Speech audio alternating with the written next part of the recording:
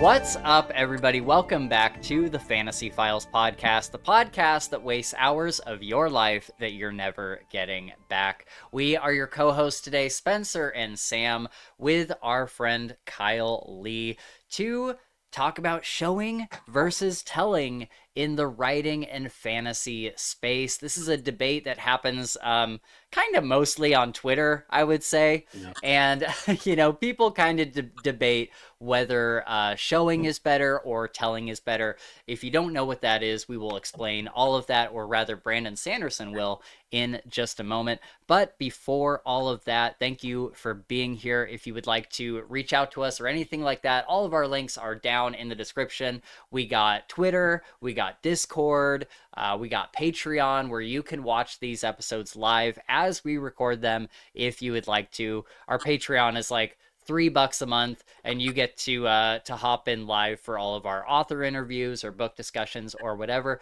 But you don't need to do that if you don't want to. Just being here and watching is more than enough. So thank you for joining us.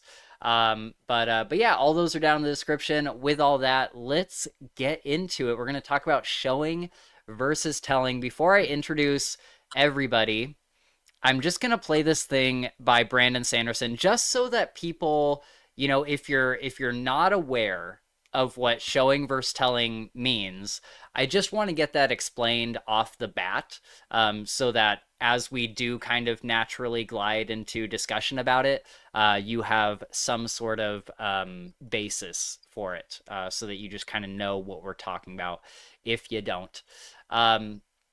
So I brought up some YouTube shorts here. Let's hear what Brandon Sanderson has to say. This is in one of his writing master classes that he teaches. You've all heard the adage, show, don't tell, right? This is a good rule of thumb. For those who don't understand show, don't tell, it's a storytelling and screenwriting adage that goes back probably decades, maybe longer, where the idea is that a scene where a character takes an action to express an attribute or whatnot is more memorable to a reader than a scene where a character tells you an attribute or tells you something. Saying, in this world, frogs explode if you poke them, is less powerful than the opening scene character pokes a frog and it explodes. Okay? This allows you to apply all of your wordsmithing skills and your pyramid of abstraction to really show something off. Likewise, if a character tends to be kind of nervous, having the character often, sitting and tapping their toes, rather than the character who's describing them saying, they were such a nervous type. Showing takes more words almost always. And you have a word budget for scenes and descriptions. Telling takes fewer words. The apprentice level is show, don't tell. The journeyman level is where you start to learn know when to show and know when to tell. Know when to use a tell, because shoehorning in a show is actually just way more awkward and takes more words than saying, hey, I'm Caucasian and I'm living in Asia. Everybody else has a different ethnic heritage than me. You can just say that. You've all heard the adage, show, don't tell. Okay. So there's that one. I also thought, just for kicks, I thought this one was pretty funny. Showing is when you have a character named Lucy who wears a very short skirt and walks up to the narrator's boyfriend and tells him that he's handsome and curls her leg around his. Telling is the narrator saying, that Lucy, she's a man-stealing bitch. Showing is when you have... That's great. Yeah. A man-stealing bitch. Lucy. So now we have a basis for what showing versus telling means. I like the I like the description of the frog, where it's like, you can either say that in this world frogs explode, or you can have a character poke a frog and it explodes. And that's kind of the difference. So then we bring in Kyle Lee here, my new friend from the internet. Kyle, you are an author, correct? Yep. And you were you were talking on Twitter. You had a post that I wanted to bring up that I really liked. There was kind of a a discussion from James Maxey, who we've actually had on the channel. We're friends with him. I've read his books since I was probably 18 years old, and he makes a lot of really good Twitter posts. Yeah, I don't always, yeah, I don't always agree with him, but yeah, I think that where's he the fun in is. that? Yeah, where's the fun in that? But I do think that he's a very smart individual, and Yeah. I think that a lot of time, even if I don't agree with his takes, I think they are very well thought out and very well. He describes his thoughts very eloquently. Yeah. And speaking of describing things eloquently, Kyle, do you want to talk about what your response was to that post? I can bring it up here if people would like I was gonna say to see it. I don't remember exactly what I said. It was just kind of the Sure. So you were kind of saying, James was telling is James was upset, showing is James fought the tears that wanted to come to his eyes and he turned away from the doctor. These are both simple, but one is more illustrative of what's interesting to an audience. One brings us into the character's internal world without having to actually get us into his head. As Andrew Shanton used to say, you don't want to just give the audience 4, you want to give them 2 plus 2, because doing the internal work of 2 plus 2 equals 4 is more impactful than just telling them, hey, it's 4.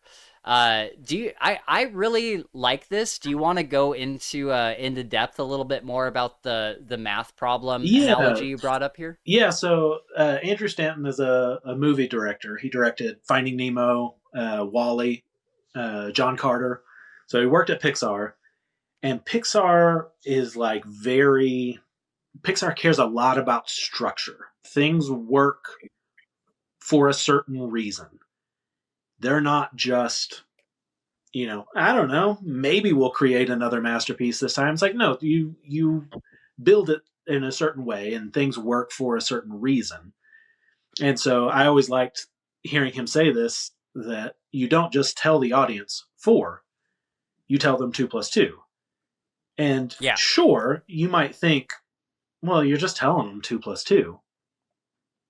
But if they have to do, oh, it means 4, they are more hooked into you than they realize. Yeah, wouldn't the audience feel a sense of accomplishment having figured out the rest of the solution? They feel more interactive with the piece of media, I would think. Yeah, and maybe not even consciously. They're not realizing they're hooked, but they're like, you're making them figure out problems, and you're trusting them to figure it out, and so they're in with you.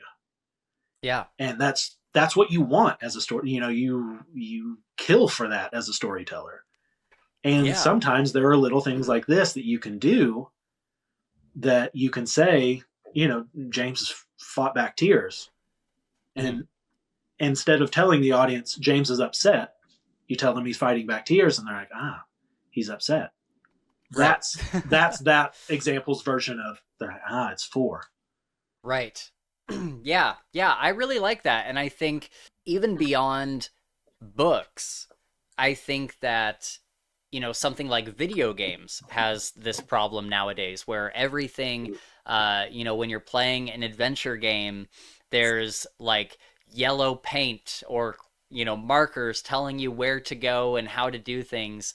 And it's just, it's the game telling you how to do something, rather than, back in the day, some of these really deep like RPGs and stuff used to just throw you into a world and be like, figure it out. And that was way more fun than having the game, oh yeah, that ledge that's like painted yellow, you can climb that ledge. It's like, okay, well, I probably would have gone over there to figure out if I could climb it. And it's just not as fun with you just giving me the answer. Yeah. You have some more ownership of your experience if you had to figure it out. Right. That's true. You do feel that connection. You feel more accomplished, like you played a part in it, as opposed to it just being handed to you. Yeah. Now, I think the confusion especially on Twitter, because the kind of joke with Twitter is that people can only see one side of an argument. Like the common joke is, hey, I really like pancakes, and then the other person says, so you fucking hate waffles. And it's like there's never like a in between. Like, I wasn't even talking about waffles. Yeah. And so what I like about your post here is you say when showing is appropriate and why it really works, in my opinion, the majority of the time. But also then you go into to telling, and you show why telling is important as well. You say, telling, James waited for 3 days before he heard back from the doctor. Showing is James went to work, came home and ate dinner, and then went to bed and slept. The next day he woke up again, went to work, came home and ate dinner, and then went to bed and slept. Then he woke up again, went to work again, came home again and ate dinner again. Then the doctor called, and after that James went to bed and slept again.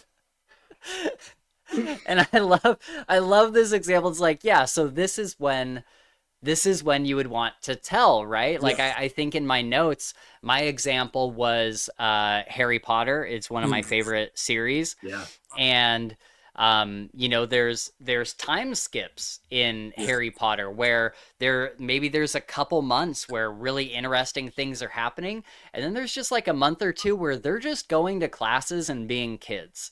And as much as I as a fan of the series would love to see those moments where they're just hanging out and being kids, I think it's also like, if we're looking at it as a piece of literature, it's probably better to just tell us the next couple months went by without much going on and the kids went to class. I don't need to see Friday morning they walked down the hall and then they went to Miss McGonagall's class and then they went to Snape's class. And, I don't really need to see all of that in order for the plot of the book, like the heart of the book, to get me to where I need to go. Yeah.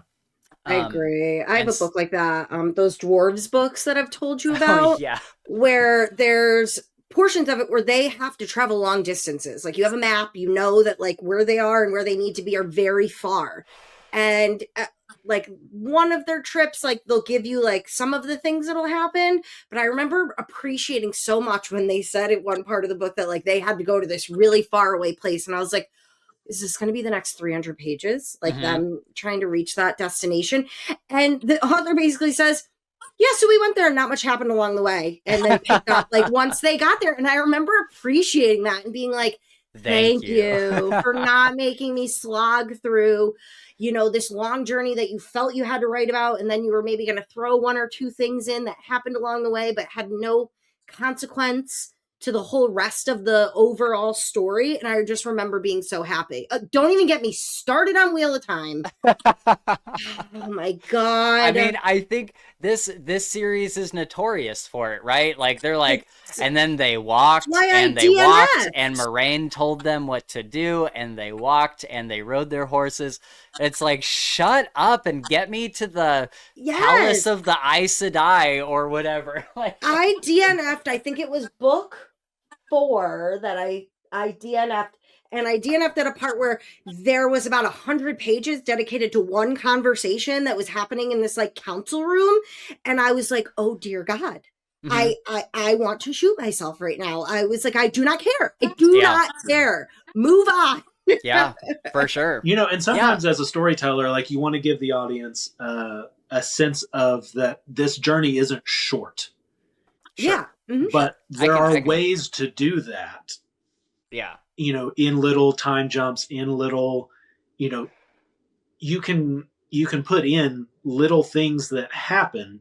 And then, like you're saying, Spencer, about, all of a sudden Harry Potter realized it was, November and, oh shit, Christmas break's coming up and, whatever.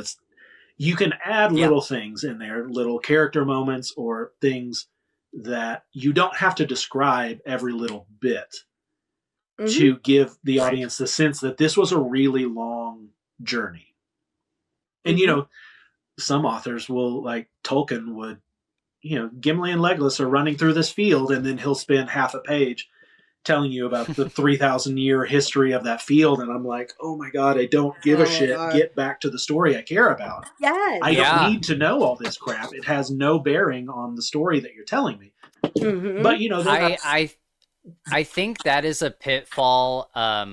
I've noticed, especially of I like a lot of self-published works. Some of my favorite books are self-published, including the one that I'm about to shit on a little bit.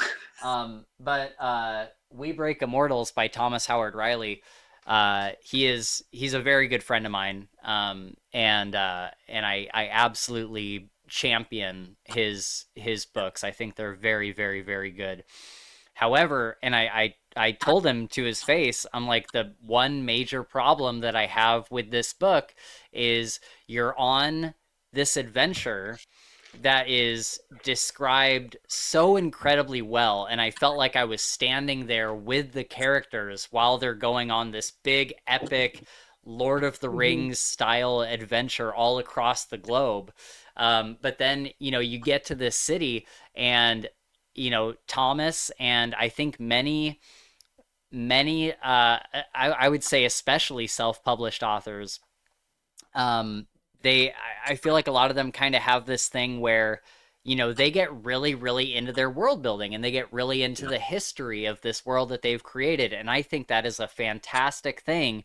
But when we get to a city and you're describing these towers that are at the four corners of the city, and then going into an entire chapter of the history on these towers and what they used to represent and what they represent now and why they're made of the certain stone that they were made of, I'm sorry, but I just don't give a shit. Yeah. I really don't. And I can appreciate the work that went into the thought behind why these towers exist the way that they do. But I would say that is a part of telling that I don't like. I know that there's probably not really a way to show that history necessarily, but I also don't need a chapter telling me that history, if that makes sense. For sure. That makes sense. That's like one of my favorite series of all times is Naomi Novik's Sholomance series. It's called A Deadly Education is the first one. Mm-hmm. And she actually does this really interesting thing, which I hadn't thought of before until we were talking about this, is she shows and then she tells. There is a lot of telling in her books. It has a very advanced and detailed magical system. But what she does is something happens and then she explains why it happened, like how their magic system works in that sense, that thing happened. And there is a lot of internal monologue in the books, like a lot, but I actually don't mind because what she shows is really cool. And then what she tells has relevance to the story as a whole. It's not just a tell for no reason. We didn't need this information. Sure. She does this really interesting form of writing where she balances on the knife's edge of showing and telling in equal measure. And it's one of my all-time favorite series. I love them. So, it's interesting how some authors play with the balance of the two. Yeah. And I think, that kind of brings me to another bullet point that I had that makes this quite interesting. I think remind me, I did read some of that book, but is it first person? Yes. So that brings us into another interesting thing, because then you have characters' inner monologues. So, Kyle, what do you think? Would you describe, is an inner monologue, is that telling or is that showing, since you're there? It gets complicated, right? It's both. And honestly, a lot of times I almost feel like first person can be a cheat code for an author, because you're inside the main character's head. So they're going to tell you things. Right. That they don't have to show you, because inside your head, you're thinking of things all the time that if someone was watching you, they wouldn't know. Right. And I think the thing you have to do if you're writing first person first of all, there has to be a reason. Why are we in this person's head? Are they the most interesting character? Or like I'm working on a book right now where I've got two main characters. One of them talks constantly, and one of them barely talks. And I naturally write third person. And so that's how I started this book. And I was like, this character is really taking all the attention away from this character. I need them to be equal. So I ended up having this kind of revelation of, I need to work on this. This needs to be told first person from the quiet guy's perspective. Then the guy who talks all the time, he can keep talking all the time. Sure. But I'm also inside the quiet guy's head, so I get to know equally balanced. And so one of my favorite authors is this guy, Jonathan Carroll, who's not super known today. Yeah. He wrote this great book called The Land of Laughs, is my favorite of his. The Land of Laughs? Yeah. Came out 80, 81, something like that. And I think everything I've read of all of his novels are first person. And one of the things that's kind of cool is he has this like almost MCU world on some of his series where he'll tell this part of the story up to this point from this character, and then the next book is another character, and it kind of goes back a little bit, and then so you get some aspects from different characters and different points, but it's almost always first person from their point of view. And I think some authors default to first person because you can use that crutch of being able to tell the audience whatever you want to tell them. So you can give backstory on the first time you met this guy and then all that. Maybe that would be better to show it. Maybe it's better to tell it. It, depends on the story and your point of view and everything. All context matters all the time when you're telling stories. And that was actually one of the things I was going to say. This book was one of the most helpful books I've had as an author. It's called Showing and Telling by Lori Alberts. And she goes through in it talking about how kind of what Brando Sando was saying, you have to both show and tell. And the key, the trick is knowing when to do each one. Yeah. And so like, there's if I could for a second, I don't know if you've heard of this series, The Chronicles of Narnia. It's not very successful. It didn't really go anywhere, but the first piece of the first book of Lion, the Witch, and the Wardrobe, they say, once there were 4 children whose names were Peter, Susan, Edmund, and Lucy. This story is about something that happened to them when they were sent away from London during the war because of the air raids. They were sent to the house of an old professor who lived in the heart of the country, 10 miles from the nearest railway station and 2 miles from the nearest post office. Like, that's all telling. Right. He could have showed us through that first chapter the children's journey to the old house. They could talk about, mom is sending us away because of the air raids. You could show all that. But as an author, Lewis would have to ask himself, does the audience care about this? Is this important? Yeah. Not really. The important stuff happens when they're at the house. So I'm going to summarize what's happened in these first 2, 3, 4, 5 sentences. Then we can get to the good stuff. Yeah. And for sure. And you can see their dynamic once they're in the house. And, you don't always have to show. Right. Sometimes you tell so that you can show. And then they find Narnia and, the whole story. And it's like, you have to know both. Yeah. And I think, it comes back to Twitter just kind of being an interesting place where sometimes I can't tell if people are just being like Twitter argumentative or if they like the pancakes and waffles thing, or if what they're really saying is you need to, because like the people that argue about this the most, I find, are the people that are like like throw out the rule entirely. Like that rule should have never been a thing. And telling is like you can tell everything. Like don't listen to the people that say you need to show.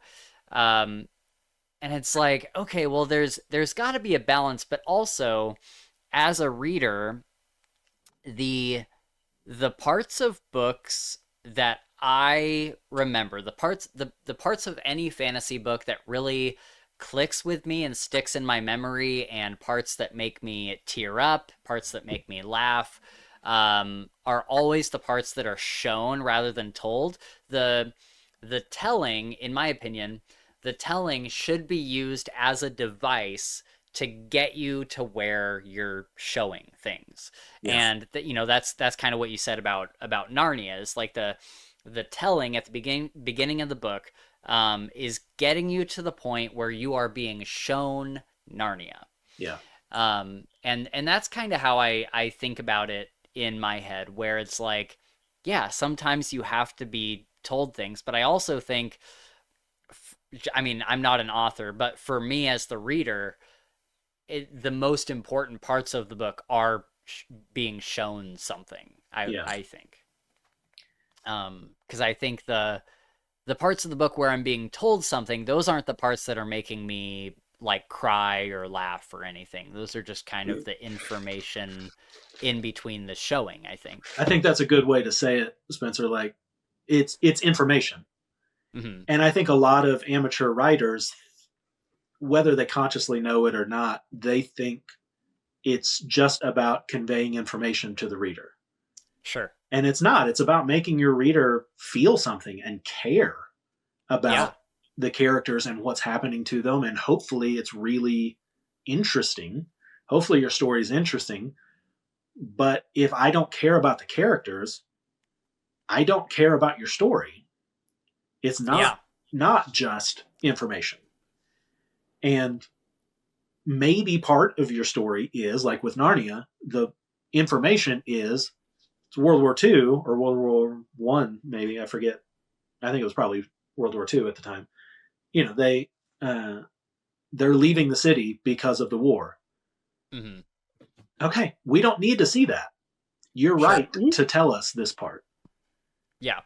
But he doesn't then say, and then Lucy found a wardrobe, and then she went inside, and then she was in a magical land.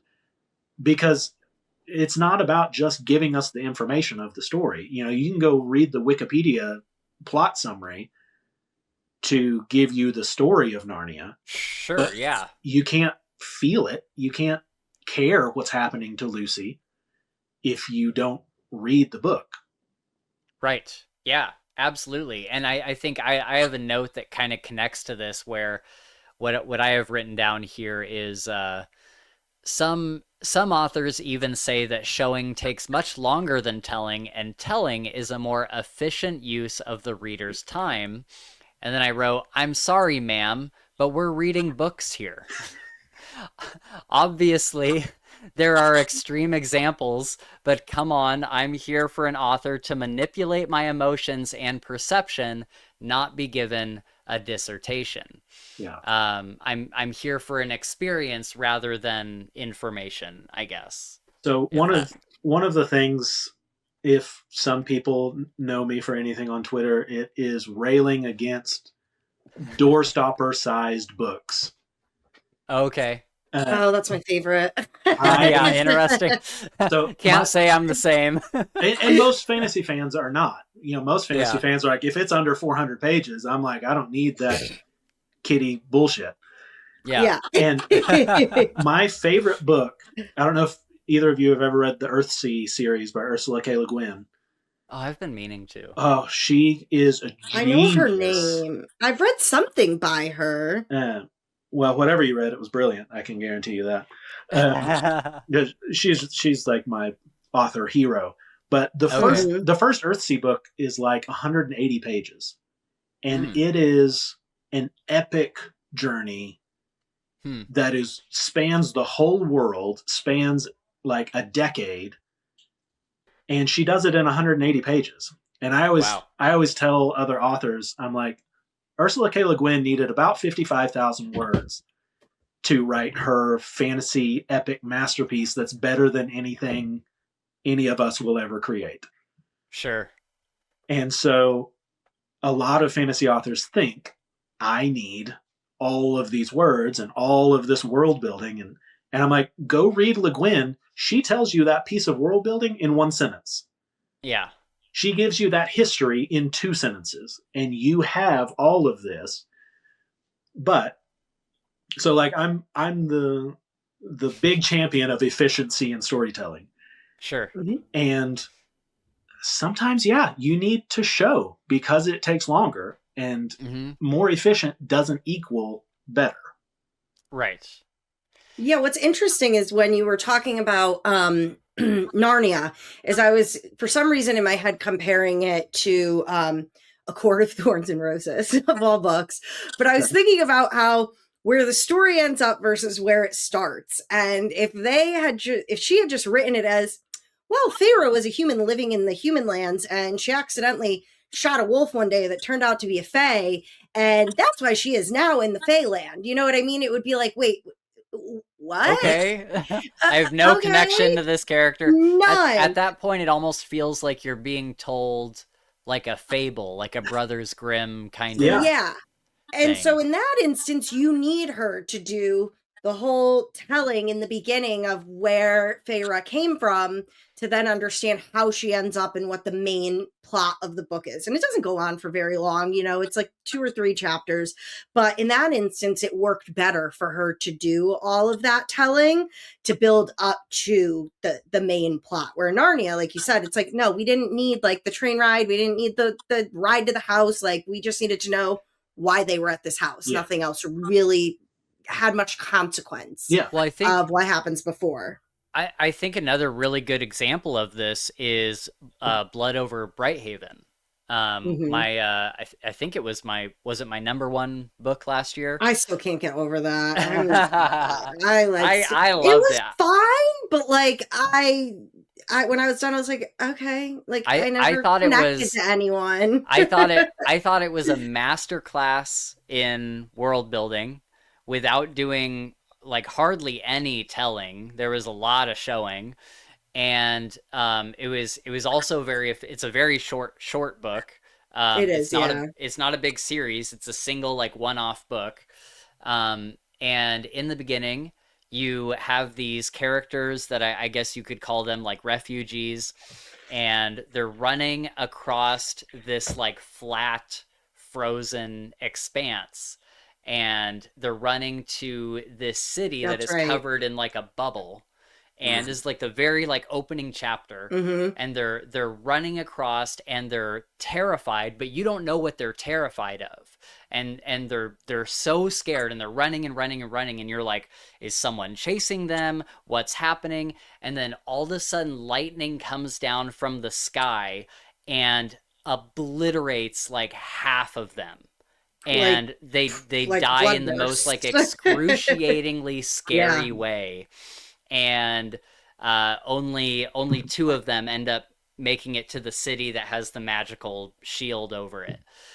And it was the most like literally explosive way to open a book, where it's like, I have to know what that was all about. And then, you know, they get into the city, and then it shifts to another character years and years later, and you're slowly like, that character is unraveling the mystery of what this lightning was out there, and you're being shown the little clues that she uncovers. There's telling here and there where information is needed, but I think that is such a masterclass in showing versus telling, because at the beginning of the book, I'm not going to spoil anything because it's kind of like a big part of the book, but at the beginning of the book, they could have said, here we have this land where this one city remains, it's magically shielded, the rest of it is a complete like apocalyptic wasteland, and there's this lightning that comes down and kills people for this reason. And if they had done that, then the big twist at the end of the book, when you find out what all that is about, it would have been like, okay, but I already knew that. And so I think I don't know why I went on that tangent necessarily, but I just no, think that was a that, very good example of the way that we are thrown into the world and not given too many details initially, and how it sets up for the whole rest of the book. That really was a great opening. I'll give you that. That was I like a book just like I like a movie, where I need something that immediately kind of draws me in, like an immediate thing. And that book definitely had an opening scene where I was like, okay, I want to know more. I want to know what's going on here, why this is happening. I think for an opening of a book, it either has to be emotion or intrigue. I think it either has to be like a mystery that hooks you, and not like mystery as in like the mystery genre, but just like something that is unknown that you want to know more about, or it has to be an emotional connection, like the opening of Harry Potter, and you see this kid that is shoved into a closet, beaten by the Dursleys, and not fed and treated horribly, but he's like this sweet little kid and you feel for him.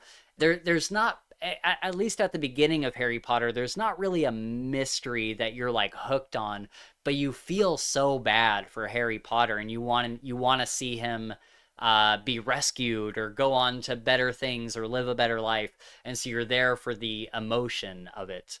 And I'm sure there's other things that can hook someone at the beginning, but those are the two at the top of my head. I would say also something from a storytelling perspective. In the first chapter of the first Harry Potter book, you see Dumbledore and McGonagall. That's true. Yeah. And you get this hint of magic. And That's then true. you spend like 3 chapters before, it's like 2 or 3 chapters before Hagrid shows up to tell Harry he's a wizard. Right. So it's like you get magic, hook, and then this little kid story. This kid's story, kid story, kid story, kid is a wizard. Yeah. And then now we're off into magic land. Yeah, and so, and also, I mean, she does it throughout that series, but there's telling all over the place in the Harry Potter books.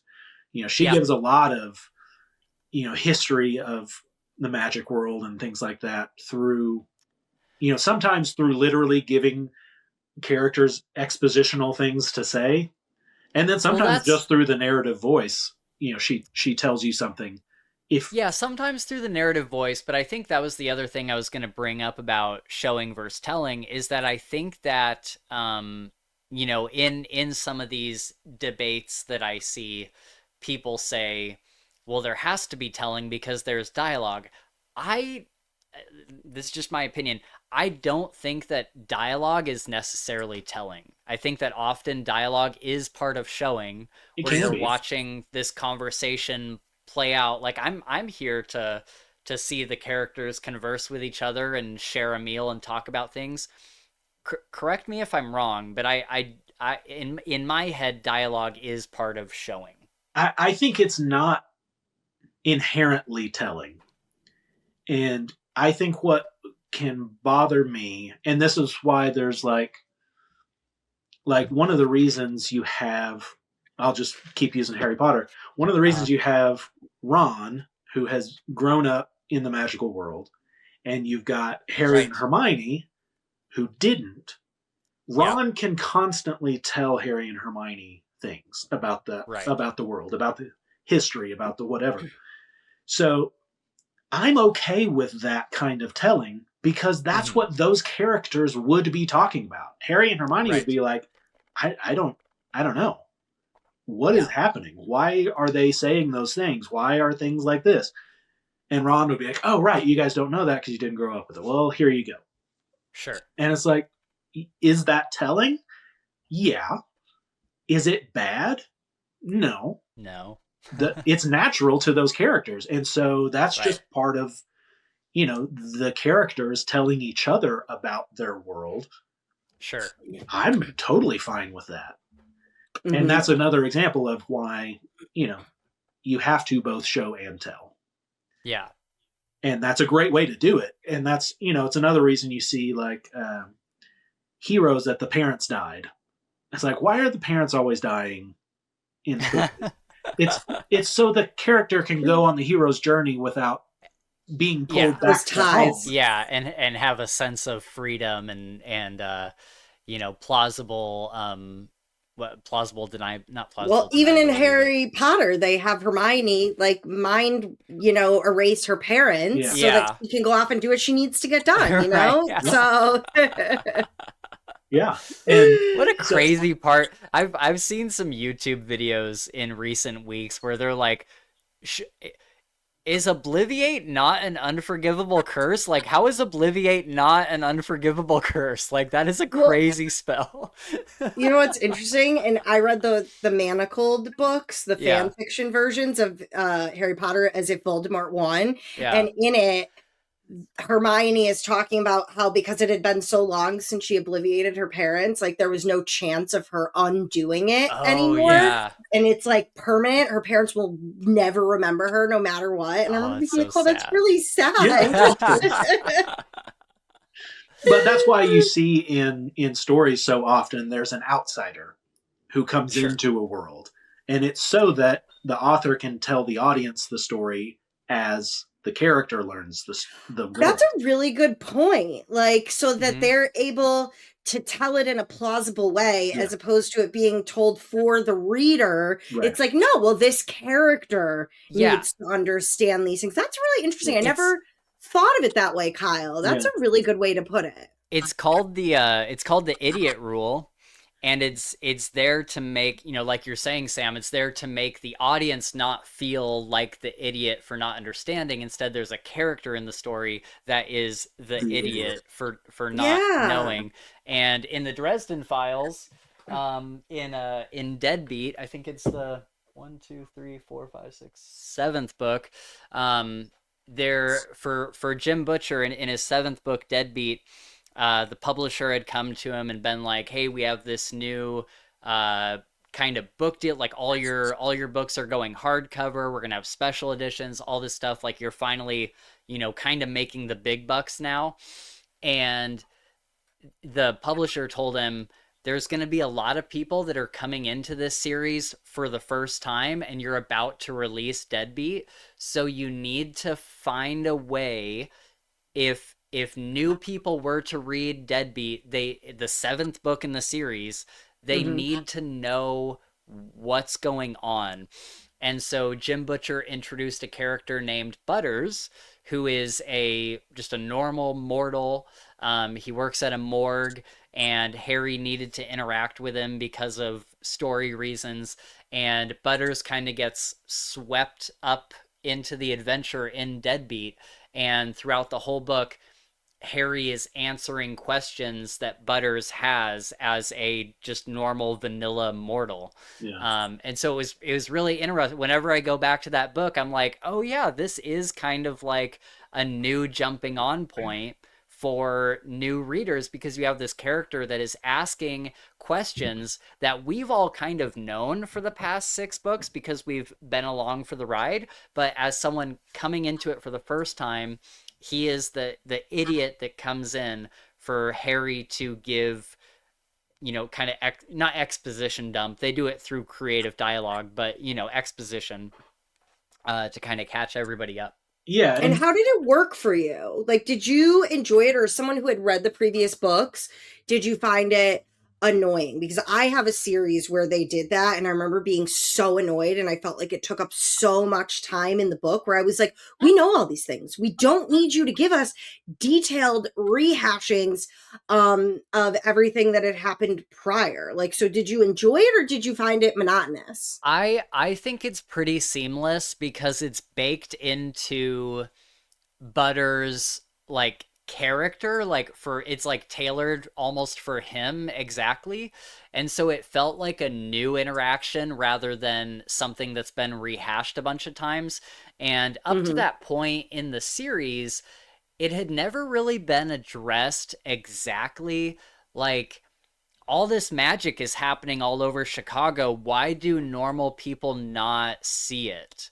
Yeah. And it just hadn't really been talked about up to that point in the series. And then Butters comes in and he's like, hey, like, if all of this exists, like, why have I never seen it? And Harry is able to give him, the kind of rundown on, well, there's certain reasons why mortals like don't see magic and stuff like that.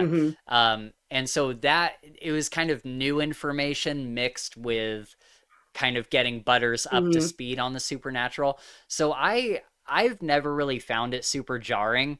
The thing that Jim Butcher does do that he's kind of notorious for is there is always, it's never very long. It's never like a big thing, but in every single book, there is always like a paragraph that is re-explaining something. And like, it could be like book 16 and it'll be like, you never want to take a deal from a fae because they will trick you. And like, no matter, even if you think you have the upper hand, like they will always have the upper hand. Like a deal never works out with a fae. It's like, Jim, we've known this for 17 fucking books. You don't need to tell us. But for some reason, it's never, like I said, it's never like a big thing. But in every single book, there's like a paragraph that is rehashing something. You're like, dude, I'm on book 17 of your series. I think I've gotten that point by now. Right. If I'm here. But you can also tell that, like, in the 4th Harry Potter book, I think it's the 2nd chapter, you can tell that she was told you're going to have a lot of new readers that didn't read the previous 3 books, and they want to just pick this up because it's the big seller of the moment.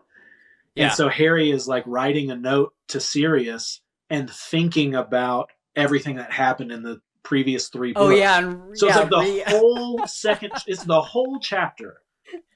Minus it's a quick the review. Is just a summary of the previous 3 books. Yeah, and you can tell it was like, all right, I got to throw this in there, but I got to make it work. Let me not screw up the plot of the rest of the book by sticking it in the middle or whatever. Okay, right. 2nd chapter. Yeah. Here we go. This is everything that's happened. Now let's go. Yeah. Yeah, I had been reading like Warhammer books, and it was like a series called Time of Legends. Okay. And it's a whole world, and you don't have to read any of the books in any order. You can literally pick up whichever book you want and read about what's happening in this one part of the world, pick up another book, it's another part of the world. They have overlapping, things that are happening in them. The thing that I found most interesting about that series that really pulled me in was some of the books are written by different authors. They're not all written by the same person. But they slowed down. I look occasionally to see if there's ever been a new book. There hasn't. But they did this one called End Times, and it was like the end book. And I will never forget being so excited for this goddamn book to release. And it was a rehash of every single book. And then like a final scene, which I won't ruin what it was. But I just remember being like, are you fucking kidding me? I read all of these books in this series. I do not need you to rehash everything that has happened. And some of it was word for word, like copy pasted from the other books. And I remember being so upset. So as long as something's not like that, where the majority of the book is you retelling me things from other books, like I'm okay. As long as you don't overdo it, like I can somewhat see the point most of the time. But for a series that I like truly love, like the Tyrion and Teclis Omnibus series is one of my favorite books of all time to just reread. I don't think I've ever met another person who's read this series other than my I was going to say, what is it called? Yeah, I've never. So Time of Legends. Oh, it's Warhammer. It's Warhammer. There's a Tyrion and Teclis Omnibus. It's one of my favorite books ever. It's about these 2 twins. One is like really, this one's by William King. One is like really strong and he's gonna save Ulthuan, which is like the, world that they live in. And then the other one is sickly, as they call it, and he has trouble maintaining good health, and he becomes a very powerful mage. And it is really interesting the way that the 2 brothers, paths diverge from where they started in this poor rural village, and the whole world just has such an interesting story of the bad guy. His name is Malekith, and he's in this big metal suit, and there's this whole story behind how he ended up in it, even though he's also Fae. And there's all these different books in the series where you can follow different people's point of views. back in time. I really, really appreciated, there was a book where they go all the way back to Malekith and who he was in the beginning before he's in this big metal suit and trying to take over their whole world. And you actually end up feeling bad for him and being like, oh, well, he was pushed to be this way. It's not really his fault, but now what he's doing is still wrong. And I cannot recommend the books enough. They are phenomenal. I will check it out. This sounds really cool. On the they're really great. On the blacklibrary.com it says the whole omnibus is only $20. Yeah, it's not bad. And it says Tyrion and Teclis, 2 elven twins with a destiny that elevates them above their fellows. They take their first steps toward adventure in 3 novels that see them learn their place in the world and embrace their future. Read it because it's the origin story of 2 of the greatest heroes of the world that was, who have become gods in the age of Sigmar, and it's packed full of all the exciting adventures and awesome characters you'd expect from William King. Yeah. Very cool. I will check that out for sure. And I realized recently that I don't read for content. I read for style. So interesting. There are people that are like, how far did you get before you DNF'd this book? And I'm like, page 3. Like, I can tell from the first page whether I vibe with your writing.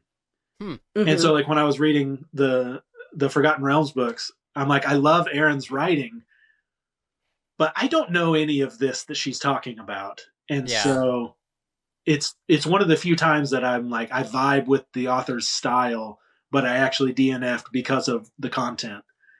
I think that's fair in some ways. Like, I would say, upon starting like Lies of Locke Lamora, probably within that first chapter, you're going to know if you like the style of Scott Lynch or not. Yeah. It's very stylistic. Like, it's got like a very heavy style to it. I feel like Robin Hobb is like that. Like, Robin Hobb has a style. Spencer, in your notes that you sent me, you talked a little bit about Pat Rothfuss. Yeah, I was just about to bring that up as we're talking about Robin Hobb. Yeah, it was interesting that you were talking about like authors and their styles, because there was this fantasy book called Quicksilver that was doing very, very well. Like, a lot of people were talking about it. I thought, like, okay, this sounds good. And I actually ended up DNFing about like halfway through it because I didn't like the author's style. I didn't like it at all. At one point, all this stuff was happening and I was like, how did we even get here? I was like, this didn't feel organic in any way. It almost felt like she hit fast forward on a section of the book. Like, the beginning was kind of slow, but it was building to the plot. And then all of a sudden it was on freaking 4x fast forward speed. And I remember being like, okay, if this is how her writing style is going to be, I'm not really interested in continuing with this series. So definitely, like, author's style matters a lot. It really does. Yeah, it does. Oh, I thought you would like that one. I thought I would too, except like the beginning was good. And then all of a sudden it was like the author hit fast forward on the story. And I was suddenly like, what are we doing here? How did we get here? This doesn't make that much sense to me. And yeah, I ended up DNFing about me. I don't even know if I was halfway through. I probably wasn't. I was probably like a third of the way through. And I was just like, yeah, I don't think this is for me. Yeah. That's funny. I'm so glad I didn't end up getting you that for Christmas then, because that was one of the ones where I was like, because you got me the most cherished books in my collection. So all of them, all of my Robin Hobb books, and now my Sarah J. Maas Throne of Glass, Court of Thorns and Roses. Yeah. Ugh, I just love them. They're so pretty. And like those, the ACOTAR books, they're the big sellers of the time, right? So I was like, all right, let me, I'm a fantasy author. I'm supposed to understand, the market of what's selling right now. And sure. And I started reading and I'm like, I don't vibe with this style. It has nothing to do with like that it's romantasy or whatever. Like I've been saying to some of my friends, like I realize if I vibe with your style, I don't care what the story is. I'll follow you wherever you're going to take me. Mm-hmm. Yeah. And if I don't, then I can't. Mm-hmm. But it's Yeah. like, you know, like Moby Dick is one of my favorite books. And there's like giant sections of Moby Dick that are just like explaining different types of whales and explaining parts of the whaling industry in the 1800s. And it's like, Yeah. if I took a kind of macro look at this, I don't care. I don't care. But Melville's language is so beautiful that I'll keep reading because I just vibe with it. And I thought I would be that way. I'd been told Pat Rothfuss, you know, wrote in this really beautiful way, and I started reading Name of the Wind, and I was like, I don't like this. Like, wow. I would never say it was badly written, because as an author, I can read it and I can see like, oh yeah, he's got, you know, all the talent. I don't vibe with what he's doing with it. Interesting. It's funny. I read it and I'm like, this is way overwritten.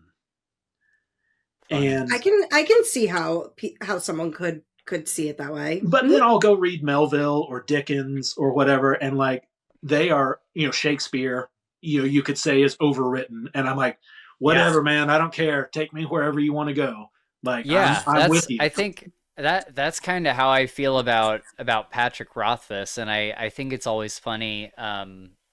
You know, Mike's book reviews, he hates not just Patrick Rothfuss, but specifically like Name of the Wind. Okay. And he kind of had the same reaction as you, where he's like, I just don't get it. Like, I don't get the writing style. And I always say, I'm like, dude, I could read Pat describing paint dry. Like, it doesn't matter to me. Like, whatever he writes, it just kind of turns into gold for me. And I've like seen the slow interviews regard with of silent him, things. and I'm like, you can tell Rothfuss is a real, you know, thoughtful, you know, good thinker, you know, as far as the fantasy genre and world building and everything. I'm like, I love hearing him talk. But Sanderson, I'm the same way. I can't get into. I've probably tried to read 9 different Sanderson books, and I only keep trying because he's, you know, the big fantasy author. And I'm like, just like with Rothfuss, I can read it, and I would never say it's bad, but I just don't vibe with it. And it's like, you know, that's part of the fun of, you know, some people read Tolkien and are like, this is amazing, this is my jam. And I'm like, I like half of it. Yeah. You know, but then other people will read Le Guin and be like, I don't know, I don't get it. And I'm like, it's the best thing ever. She's a genius. Like, what are you talking about? And that's just, you know, part of the fun of fandom. I mean, I think that Sanderson kind of has the opposite problem. I mean, probably literally the exact opposite problem as Pat Rothfuss, where Rothfuss wrote 2 books and then never wrote again, and Sanderson cranks out a new one every month. But even beyond that, Rothfuss has like this really, in my view, really powerful, like eloquent language that he uses. That is more like a song than anything else.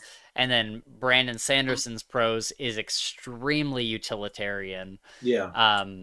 And you know, I like Sanderson for his you know, occasionally he gets a really good character in there, and he has some great like world building and magic systems and stuff.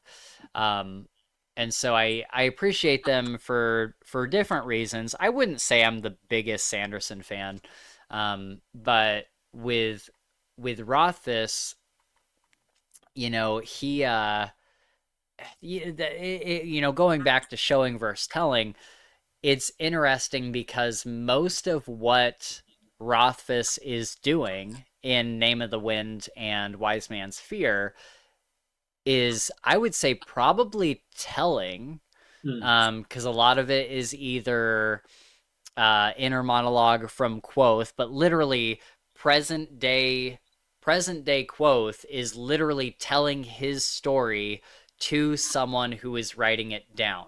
Yeah. So I would say the largest amount of the book is kind of telling, but things are happening, things are being shown, like things aren't just being, I don't know, it's a very, I don't know how to answer the question of whether it's showing versus telling. I think it's so uniquely intertwined in such a way that really only Rothfuss and maybe Robin Hobb could do. Yeah. I don't know. Do you guys have any thoughts on that? Well, I mean, not having read all of Rothfuss's stuff, I'm reminded whenever you're talking about Anne Rice's vampire books, like Interview with the Vampire. I don't know if y'all ever read it. Phenomenal book. But it's. Have you watched the TV series? I haven't. I've heard it's phenomenal. It's amazing. I'll be interested to watch it because that first book, Interview with the Vampire, has like two of my favorite scenes in a fantasy book ever. Mm-hmm. Is when Louis and Claudia go, they're like searching for other vampires throughout Europe, and they run into like this almost zombie-like monster vampire. So I don't know if that's in. That's in season 2. Yep. And then there's the scene where Louis, like so much of the whole book is Louis feeling guilt over being raised Catholic and like everything that being a vampire has turned him into, and he's a murderer now and everything. And he goes to confession. Yep. And the priest tells him he's a devil and tries to run away, and Louis like jumps on him and kills him. And it's like that's the last of Louis's humanity. That's when he really becomes a vampire. And I'm like, I think about those two scenes like once a month for the last 20 years. Yeah. Well, it's all in the show. It's all in the show. It's cool. I was very burned by the Tom Cruise Brad Pitt movie. So I wasn't jumping to see the show, but I'll have to check it out because I've heard nothing but great things about it. The reason I brought up Interview with a Vampire is because technically that whole book is told. Yeah. So it is the interview with the vampire. It's all being told, but within that there's ways that she tells it so that you get that feeling of seeing, of being shown, not just being told. Isn't it interesting to think that showing can be telling, but telling is not showing? Yeah. Do you know what I mean? Like, because when you're showing me something, you may be telling me it to show me it. Sure. Where if you're telling me something, you're not necessarily showing me anything. You know what I mean? Yeah. So sometimes it's hard to decide, is this showing or is this telling? And, like I wrote my first book and, started sending it out to agents and everything. And one of the agents came back and said, you're telling too much. You need to show more. And that was really when I kind of got obsessed with this topic. And so I did all these editing passes, through my book again. And I was like, oh yeah, I'm telling that. All right, now I got a show. And then now I've got, this critique partner who she is just ripping into the book. Like, you need more interiority here. You need, I need to know what the main character's feeling in this part. And I'm like, oh, I went to show so much that we're not in her head because it's a third person told. Yeah. I'm not in her head anymore. And I'm not like, I, as the author, I know what she's feeling. I know what she's thinking and going through, but it's not on the page. Right. And so I'm seeing like, oh, right. Again. So, even a subject that I'm obsessed with, I still have to work on it. Well, I think, that's such an important thing that you just brought up there, because we won't go into it on this episode, but I'm going to make a video. I'll probably start writing it today, actually, but I'm making a video based on another kind of discussion that's happening on the internet right now, where people are, especially self-pub authors, are like, we don't need to hire editors. Like we just edit the books themselves. And I'm pretty firmly on the side of if having an editor. Yeah, like if you're just writing a book for yourself or to like share with your friends, do whatever the hell you want. Yeah. But if you want to make it in the publishing industry, if you want readers to get your book in their hands, I personally strongly believe that you need an editor, and not do it yourself, because what you just hit on there, Kyle, is that you as the author are so deeply intertwined with the story yourself. You need somebody, not just a beta reader, but someone who is paid to look at your work critically and say, as a new reader of this coming into it with no prior experience, I don't know what this character is thinking, and therefore I don't know why they're doing, I don't understand their motivations, or like why they're doing what they're doing. And I think that it is so critical to have an outside perspective of someone who, isn't a family member, isn't a friend, someone who is being paid to do that, basically. But, well, you know what's interesting? I did that for someone once. I worked for this girl who was she does like social media management, essentially. And she was writing this book about her life stories and how they got her to where she was. And she had asked me and a few other people to read it and give her notes on it. And she told me later, after I handed in my notes on it, that she was like, your notes were the notes I were looking for, as opposed to what the other people gave her. The other people were kind of like correcting her grammar and like sentence structure and whatnot, where my notes were, hey, you told us this whole story about this like court case that you had and what the point of it was that you were telling us. And I wrote at the end, but what was the final result of that court case? She had completely omitted it at the end. It was like, you drew us in with this court case, and then you told us why it applied to like the whole reason you were telling us, but you never told us what the outcome was. And as the reader, I'm like, well, what was the outcome? And so my notes were all along those lines of like, well, I want to know more about this. You didn't give us the end, or you didn't tell us this and that. And I'll just never forget her saying like, thank you for these notes. Like, this is what I was looking for. And I think editing is really important, because as the author, you have all of this in your head, and you're not looking at it as like someone who's processing it for the first time. Like she herself knew what the outcome of that court case was, and didn't even like give it a second thought. Is like, oh, I built up this whole chapter on this court case story and then left everyone hanging. And so I do agree that having an outside perspective read your work can really only help you at the end of the day. Personally, that's just how I feel, because it makes you realize like, oh, I've been in this box of everything I know and how I think of it, and I'm not looking at it from an outside looking in perspective. Sure. Yeah, it's Stephen King in his book on writing. He talks about how important it is to have critique partners, and how you don't have to incorporate all of their critiques. Sure, you might not like, or they might not like something, and you're like, well, that's how it has to be.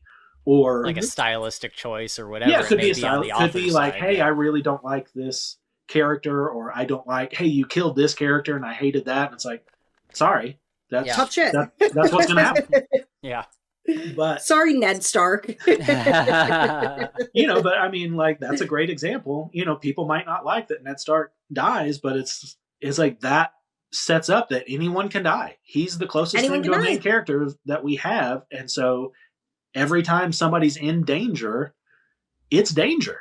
It's dangerous. And that's what I love about George R.R. Martin, is with him, no character is safe. Oh, just because they're this beloved character, guess what? Any character at any point can die. Yeah. And it keeps you on your toes. Where with some other authors, you're like, well, I know they're not going to kill this person off. They're the whole point of the story. But again, when you have an editor for certain ones, you can't kill this person off. They're your main character, where George does a multi-POV and you never know who could die. Yeah. And there's different kinds of editors. There's editors, and there's copy editors that look at just line level grammar and things like that. And then there's editors that will look at your book and like, this part didn't feel well motivated, like, or, like what's happening to me right now. Hey, I need to be in her head more. Mm-hmm. It's okay if you don't know what the character is going to do next, but you should know where they're at Yeah. And you're like, oh, how is she going to react to this? Mm-hmm. What is she going to do? Yeah. And then, of course, then that keeps you reading. Be able to see it. Yeah. But you should never wonder, like, reveal. I wonder what she felt about that. They don't talk about it. And, and like Right. you were saying, Sam, you could just get dropped. Like, I wonder what happened in this court case. I'm interested. And then we spent so much time on it. Yeah, you had me. I need to know.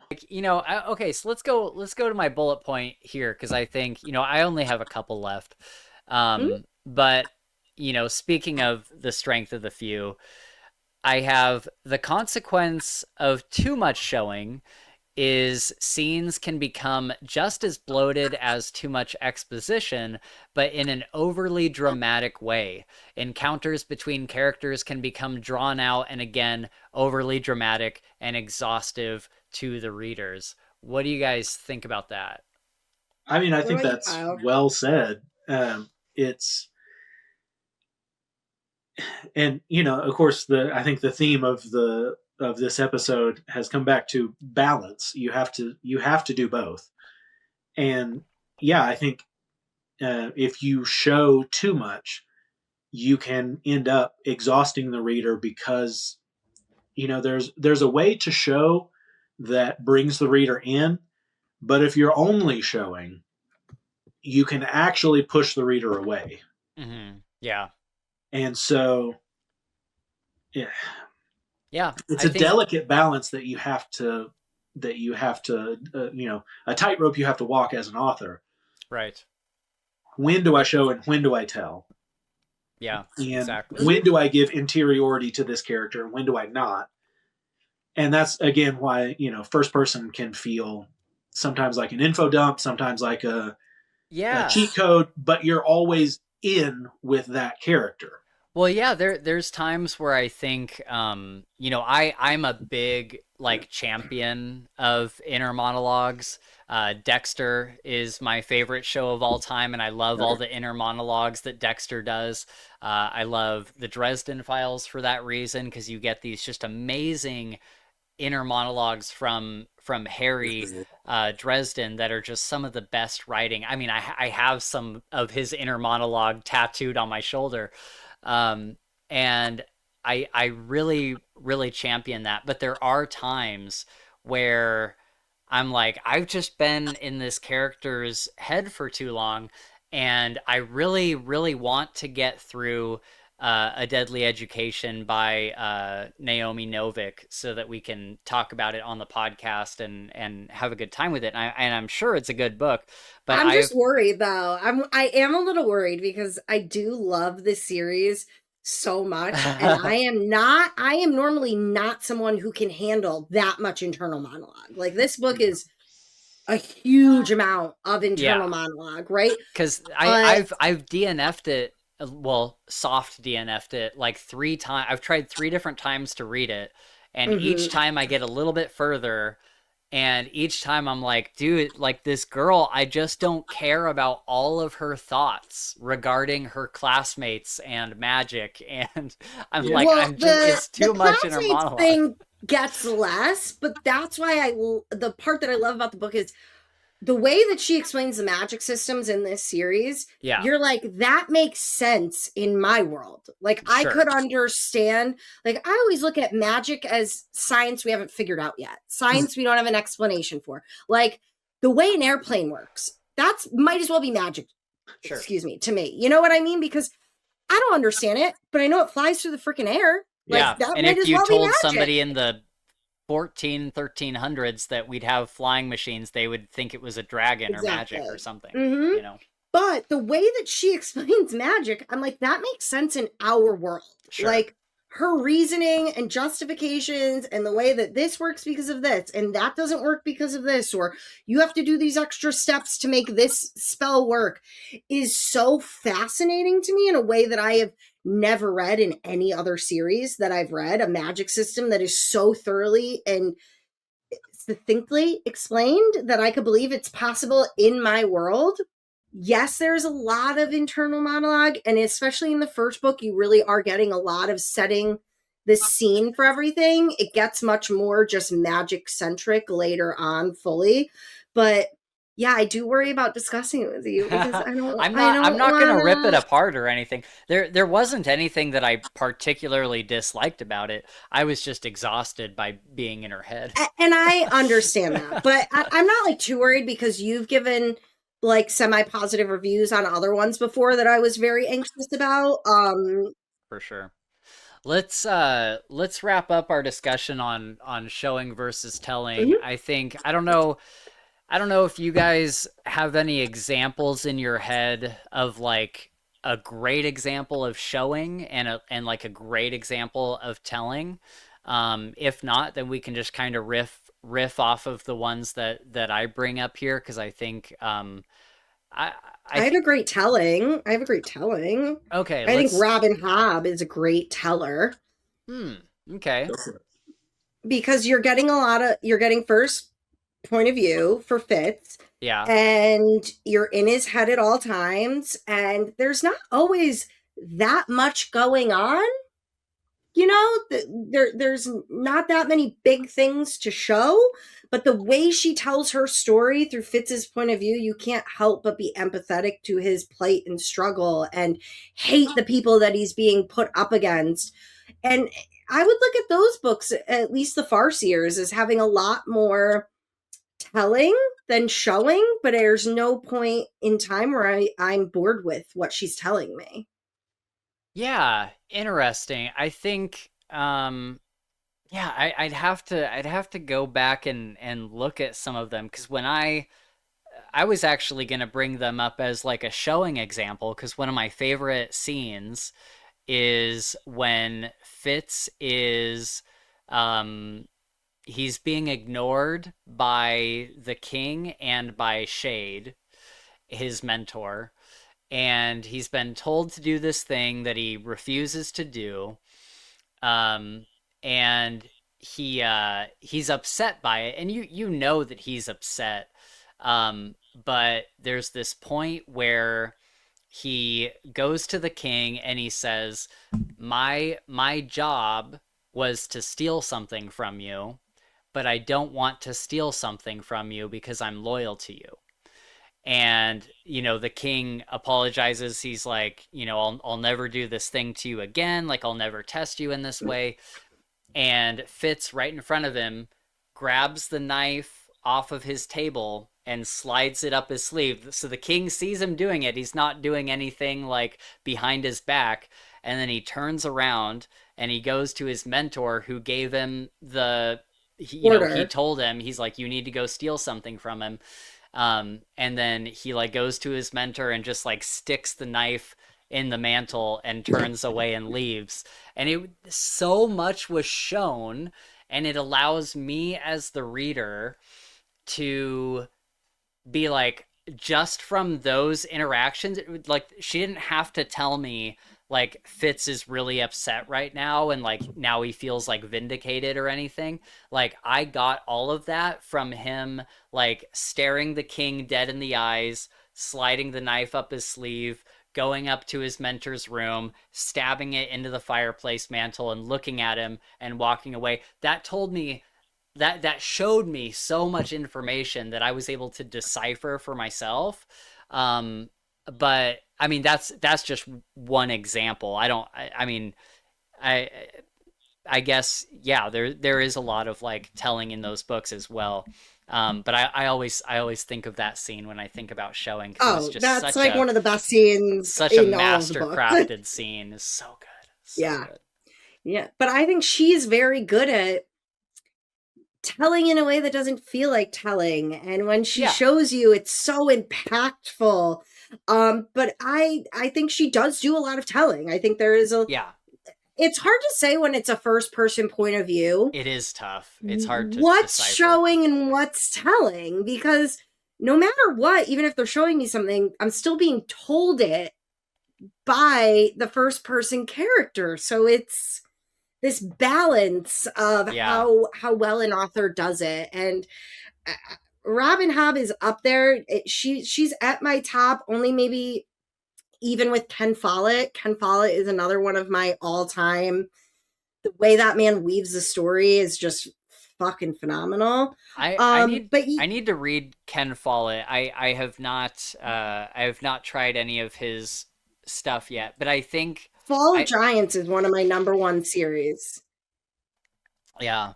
I think that the thing that I'm now realizing as we talk about Robin Hobb is the reason why I think in my head, like, I don't necessarily equate her with telling is because when she tells, it doesn't feel like an exposition dump. It doesn't feel like I'm being told something rather than shown it. I think she weaves it in so naturally. And again, I would equate her with Patrick Rothfuss and the way that he tells things.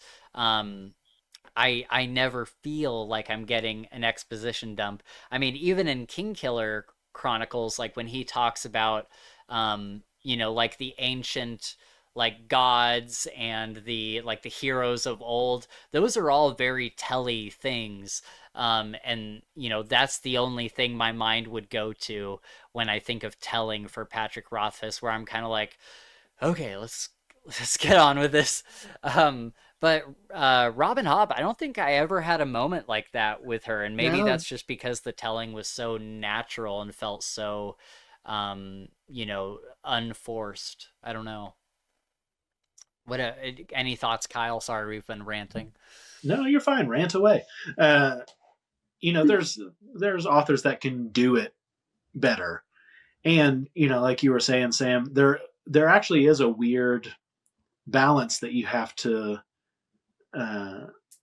have when you're writing in first person, because everything technically is being told, but you've got to involve the reader more than just telling them. So it's not like, I keep calling first person a cheat code, and it is and it isn't because of that.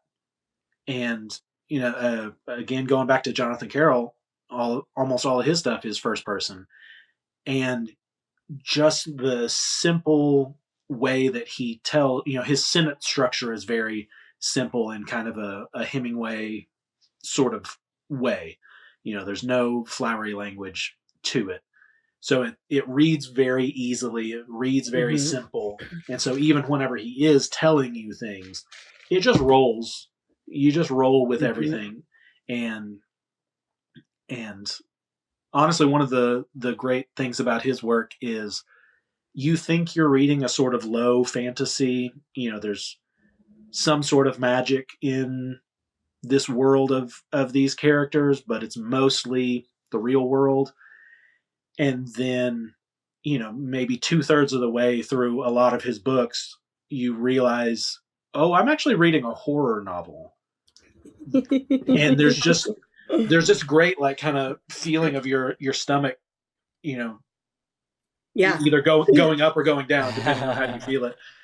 And it's because he writes so easily, without too much fluff or anything, that some writers just have that talent to be able to get you with that.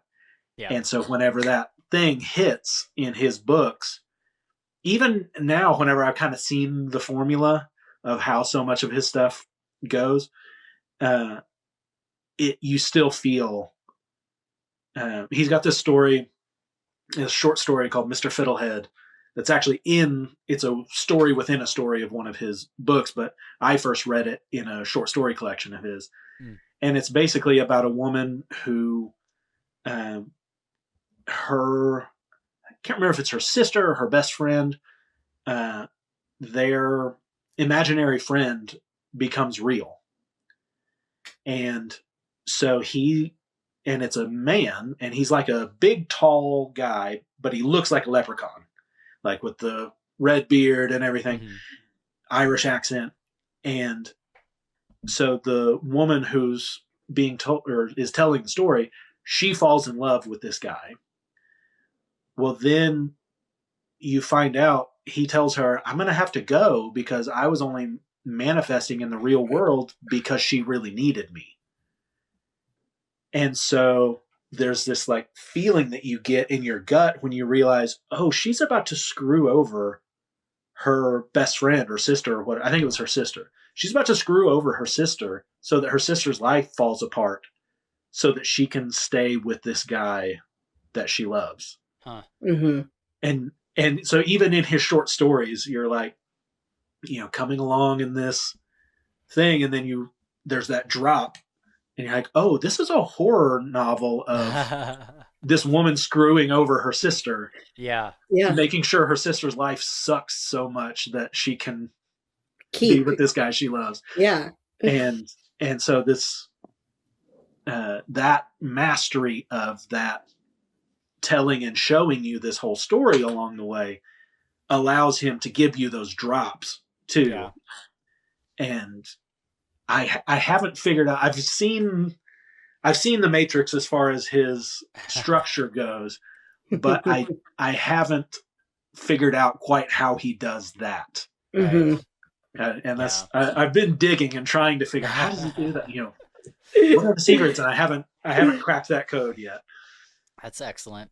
I think my example, if we're starting with telling, I think my example of a series that is basically, I would say probably at least 75% telling rather than showing, that I love very, very much, is the series of Unfortunate Events. I don't know if anybody has read this, but yeah, the entire series is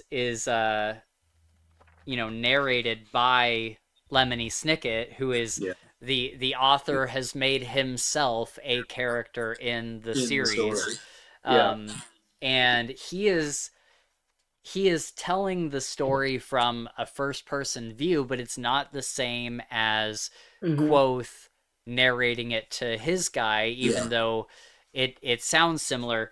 He's literally doing like almost like a dissertation on the Baudelaire orphans, and so it is very he's not clinical, but what he's doing is a very like a clinical, like journalistic kind of thing.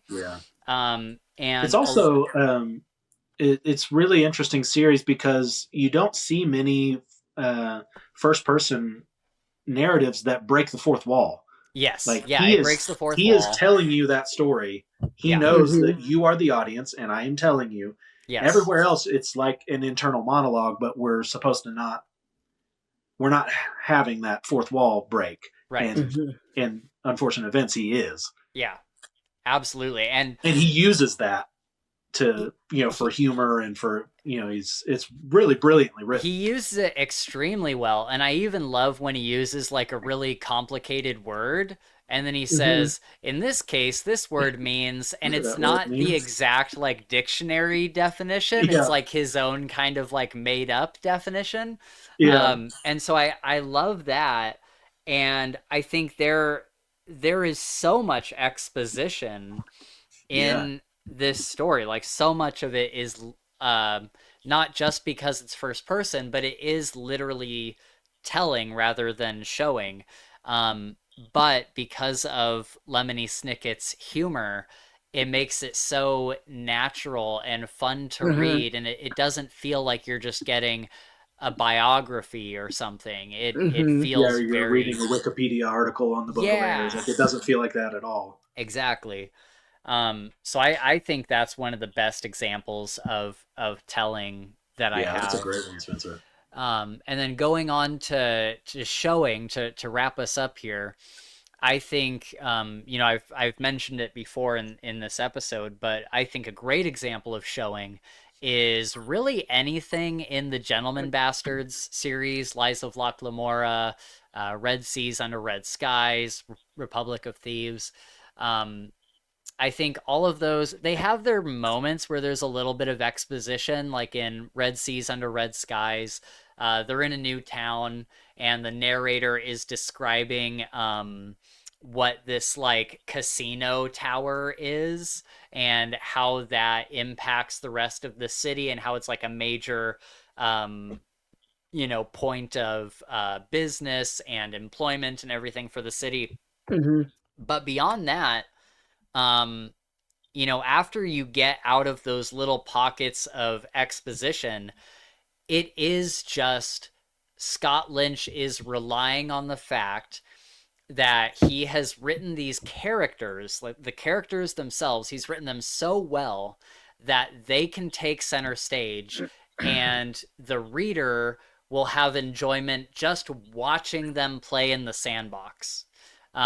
He doesn't really need to explain too much to you, because the individual personalities of all of these characters is crafted so well, and they are so unique that they tell the story just by living it out.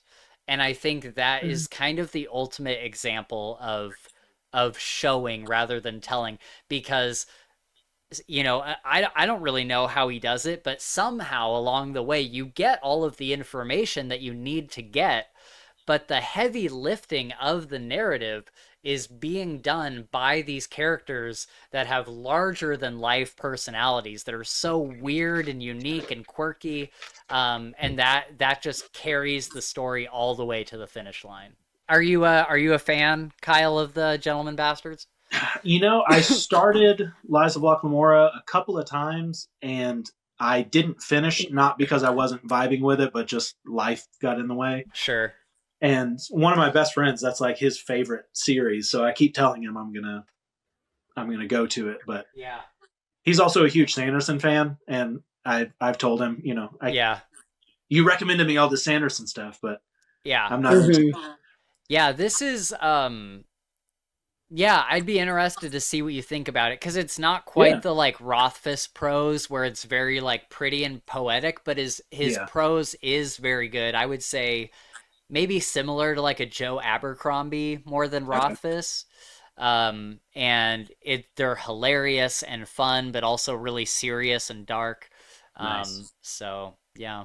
Sam, what do you think about do you have any thoughts on the Gentleman Bastards example, or? I'm not sure. I mean, it's been a while since we've read it, so it's really hard for me to go back there since we've read so much since then.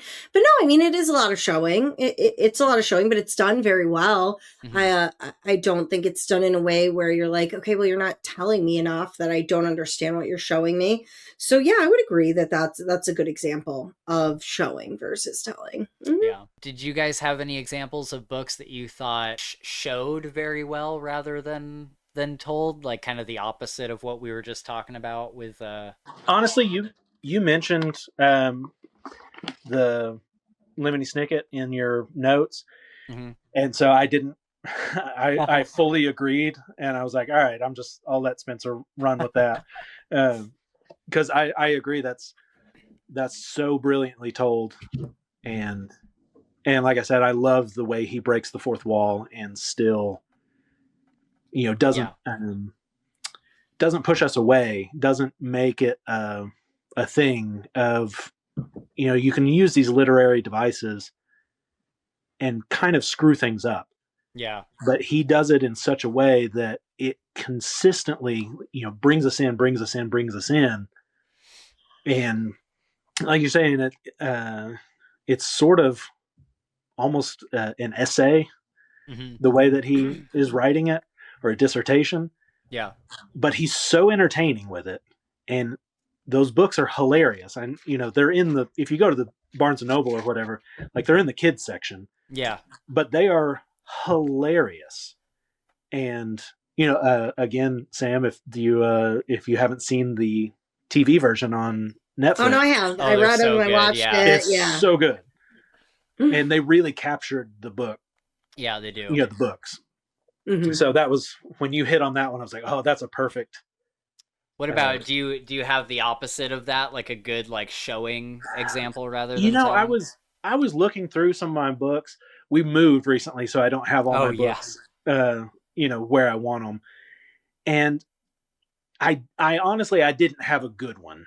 Sure. That's okay. Yeah. That's I wish I had a better one, but it's, other than, the one I created for that tweet. Yeah. Initially was kind of the, a good example of Right. Of when that's good, I guess. For sure. Yeah.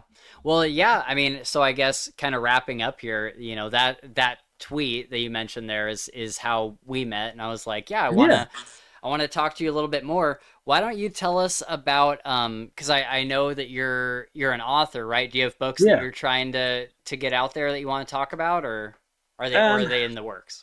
Well, I've got one I said it was finished, but then, like I said, my friend Heather has been ripping into it and showing me all the ways to make it better, which should always be, the job of your friends that read your stuff. The last thing I want is for everyone to tell me what a genius I am, even though that would be also awesome to hear. And so I have sent that one out to a lot of agents, and I'm, trying to get representation for that. Cool. I have not, I've had people ask me if I was going to self-publish them. Mm-hmm. And I've thought about it. I'm not sure. Yeah. And I think if I feel like I've exhausted all of my possibilities and I just can't find an agent who cares about my stories, then I'll self-publish. But for now, I keep, finding critique partners that'll show me like, hey, here's how you can make this better. And I'm like, all right, well, let me do that work. Nice. So I've got that in a book that I've finished, and then I'm working on another one, and I've got some ideas for ones after that. There's some writers that can work on multiple projects at once.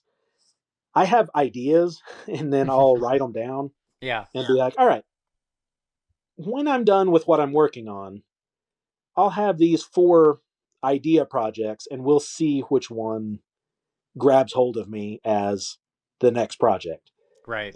So the one that I'm working on right now, after the one that I finished, it was not my second idea book. It was my 3rd or 4th.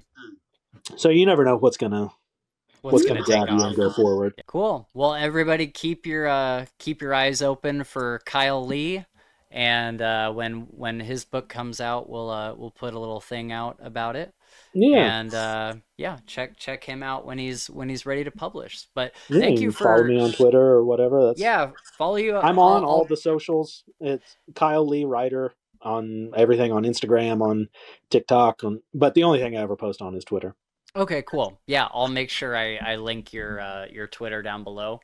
Awesome. And people can follow you there. Thank you so much for hopping on with us. And thank you so much, Kyle. This has been great. This is a great discussion. So I had a really good time getting into the weeds about it. It was pretty cool. Yeah, me too. Yeah, I'd be happy to come back and talk about something else. Yeah, for sure. Definitely. Yeah, we're trying to do we're trying to do more of these like topical discussions, because for a long time, so we don't burn out on the reading portions. yeah, because we were like reading, and I felt so bad I had burned Sam out on Harry Potter because it was like every week we have to do the next book, and I wish I hadn't done that, because I think she hates Harry Potter now. It's not that I hate Harry Potter, but there's definitely a lingering, like you reached your fill. Just this like, ugh. Well, and it didn't help that I had the really fun way to read the first 3 books. I had the Mina Lima books, so it had these pop outs and pictures, like really cool animations. And then he told me after, like, no, like there's no more Mina Limas after book 3. Like they haven't completed it yet. And I was like, so I just have to fucking read this series? Like, I just have to read it the normal way, like a peasant. The normal way? Like a grown-up? What the hell? But we literally did. It was like 8 or 9, however many books there are, like every Sunday we did the next Harry Potter. I had never read them, so I had to read them. Right. And they got progressively longer. And I was like, these are fine, but I don't know if like just you have life going on, and like this obligation of I have to get this done added to like the pressure of it. And I was like, they were fine, but I think there's always just going to be that lingering resentment of like, totally, fuck you, I had to read you. So like, for sure, I know exactly what you're talking about. I grew up, I was a big Elvis fan, and then in my early 20s, I was in this band that we got a gig playing Elvis songs. So we were, our singer was an Elvis impersonator in his spare time. Love that. Elvis was my first wedding dance song with me and my husband, so I love that. That's awesome.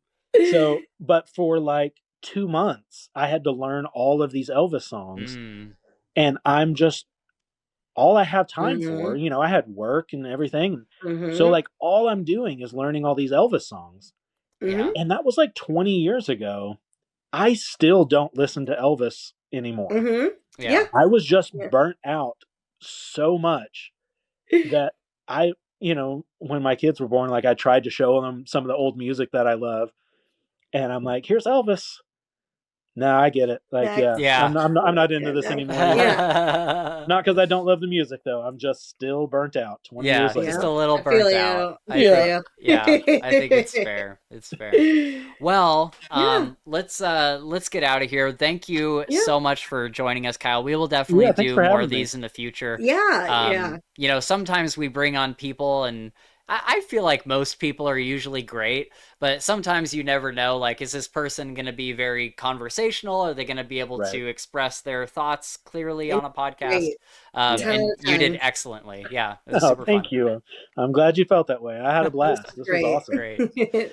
All right, everybody. Well, we are going to wrap it up there. Thank you so much for hanging out with us today and talking about showing versus telling. Like we just said, we'll have more of these topics coming up in the future, so keep an eye out for those. And let us know in the comments if there's any like popular discourse or any popular topics like this that you would like us to talk about more on this podcast, because we are definitely looking for them. But yeah, we got down in the description, I will put Kyle's info down there so you can follow him on Twitter or wherever you want to follow him at. And then we got Discord down there, we got our Twitter, and we got Patreon, where you can watch these episodes live as we record them. You can participate in the chat while we discuss and bring in questions that maybe we didn't think of, or when we have an author on, that gives you the chance to talk to the author and stuff. So Patreon is a really good deal if you're into that kind of stuff. But all that being said, thank you for just being here and just watching. We appreciate all of you, and we will see all of you guys in the next one. Bye.